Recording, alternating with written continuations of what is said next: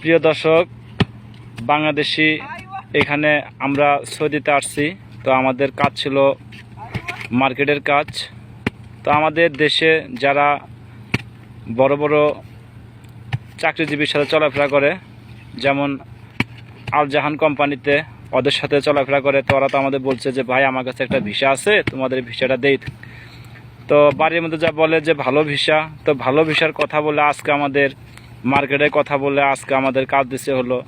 এই দেখেন রোদ্রের মধ্যে আমাদের গার্ডেনের কাজ, রাস্তার ধারে সাইডে গাছ জ্বালালে যে কাঁচি দিয়ে কোদাল দিয়ে এবং মই আছে একটা, এই মই দিয়ে টানি নিয়ে আসা লাগে। ভাই অনেক পরিশ্রমের কাজ করি আমরা। হ্যাঁ, তো এরকম দেশের বাড়ি থেকে দালালেরা মনে করো যে আমাদের বলে ছায়ার মধ্যে কাজ, কিন্তু আসি দেখে রোদ্রে কাজ, কি করব। তো ভাই আপনারা দেখতে পাচ্ছেন এই যে ময়মনসিং ভাই, ওনার বাড়ি লালমনিরহাট। তো ভাই আপনাদের বাংলাদেশ থেকে আপনাদের দালালেরা আপনাদের কি বলে বিদেশে পাঠাইছে, কি কাজের কথা বলে পাঠাইছে, আপনি একটু আমাদের বলেন। মার্কেটিং কাজ করবো, এসির তলে সারাদিন থাকবো, ডিউটি 8 ঘন্টা। তো ভাই আপনাদের যে বাংলাদেশ থেকে আপনার দালাল যে বলছে যে আপনাদের মার্কেটে কাজ দেবে, কিন্তু আপনি যে এখানে আসার পরে আপনি মার্কেটে কাজ এখনো পান নাই, তো আপনি যে এখানে বলো দিয়ে কাজ করতেছেন, যে গার্ডেনে সারাক্ষণ দেখতেছে আপনি রোদ্রে কাজ করতেছেন, কোদাল দিয়ে ছুটাছুটি করতেছেন, তো ভাই এটা কি আপনার দালাল বলছিল? আপনার দালালের সঙ্গে কি আপনি কখনো কথা বলছিলেন যে ভাই আমি এই ধরনের কাজ পেয়েছি? ভাই বলছি, খালি বলতেছে যে ভাই দেখতেছি। ও আচ্ছা, আমি ভাই 2 মাস ধরে আইছি, এখন আড়াই মাস হইব আর কি। তো ভাই আড়াই মাসে আপনি কি বাসায় কোনো খোঁজ খবর বা কোনো টাকা পয়সা পাঠাইছেন, পাঠাতে পারছেন? ঈদই ঠিক মতনই করতে পারি নাই। ও আচ্ছা আচ্ছা, ঠিক আছে।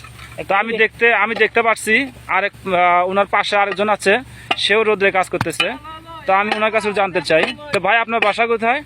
ভাই বাসা লালমনিরহাট। লালমনিরহাট। তো ভাই আপনি কি এই গার্ডেনের কাজে আসছেন, বাগানে রোদ্রে কাজে আসছেন, না অন্য কোনো কাজে?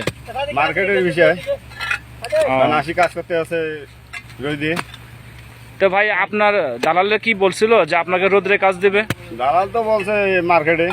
ভাই আপনি তো মার্কেটে কাজ আপনাকে বলছে, তা আপনি এখানে কোদাল চড়াচ্ছেন, ঘাস কাটতেছেন, তো ভাই কতদিন বসে থাকবো? 2 মাস বেশি, আড়াই মাস প্রায় বসে রয়েছি।